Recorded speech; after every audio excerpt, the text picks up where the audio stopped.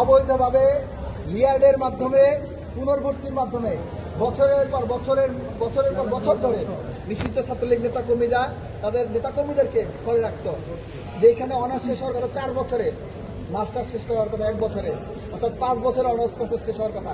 সেখানে তারা রিয়ার্ডের নাম করে প্রায় 3 বছর অতিরিক্ত, অর্থাৎ প্রায় 8 বছর হলে অবস্থান করত। আপনারা জানেন ঢাকা বিশ্ববিদ্যালয়ে সিট সংকট রয়েছে। প্রথম বর্ষের শিক্ষার্থীরা কোন সময় শতভাগ সিট পায় না। এই অবস্থায় যদি একজন শিক্ষার্থী অন্যায়ভাবে 8 বছর সিট দখল করে রাখে, তাহলে তো প্রথম বর্ষের শিক্ষার্থীকে গণরুমে যেতেই হবে। এইভাবে কৃত্রিম সংকট তৈরি করে ছাত্রলীগ গত 16-17 বছর গণরুম গেস্ট রুম কায়েম করে শিক্ষার্থীদের নির্যাতন করেছে।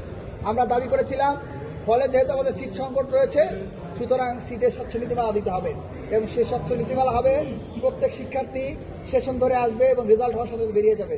রিয়াড নিয়ে পুনর্ভর্তি হয়ে ফলে থাকার সুযোগ থাকবে না। কিন্তু ওই প্রশাসন আমাদের এবং শিক্ষার্থীদের দাবিকে অগ্রাহ্য করে 3 বছর অনার্সে 2 বছর রিয়াড, মাস্টার্সে 1 বছর, এই টোটাল 3 বছর অতিরিক্ত রিয়াড নিয়ে হলে থাকার সুযোগ করে দিতে যাচ্ছে। এবং আপনারা জানেন অনেক রাজনৈতিক নেতাকর্মী আছে, আপনি খোঁজ দিলে দেখতে পাবেন হলে এখন পর্যন্ত ফার্স্ট ইয়ারই পার হইতে পারে নাই। এখন আপনি যদি বলেন ইন্টারিম গভর্নমেন্টের আগে হয়তো ফেসিলিটি যারা নিজেদের একটি স্বচ্ছ সিট নীতিমালা প্রণয়নের জন্যই মাননীয় উপাচার্য মহোদয় এবং তার সংশ্লিষ্ট দপ্তরে আমরা বারবার গিয়েছি।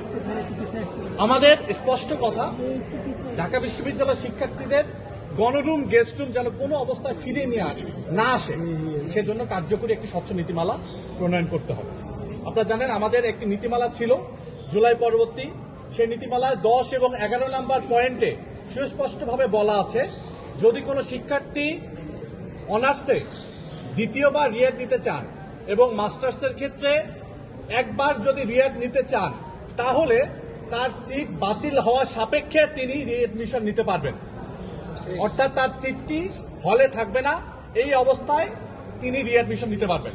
এবং পরবর্তীতে আবার আছে যে একজন নিয়মিত শিক্ষার্থী যদি তার নির্দিষ্ট ব্যাচের সাথে কন্টিনিউ না করেন, উনি যদি একবারের অধিক রিয়াড নেন অথবা মাস্টার্সে আবারও রিয়াড নিতে চান, সেক্ষেত্রে তার সিট থাকবে না হলে। তিনি রিয়াড দিতে পারবেন, ক্লাস করতে পারবেন, কিন্তু তার হলে সিট থাকবে না।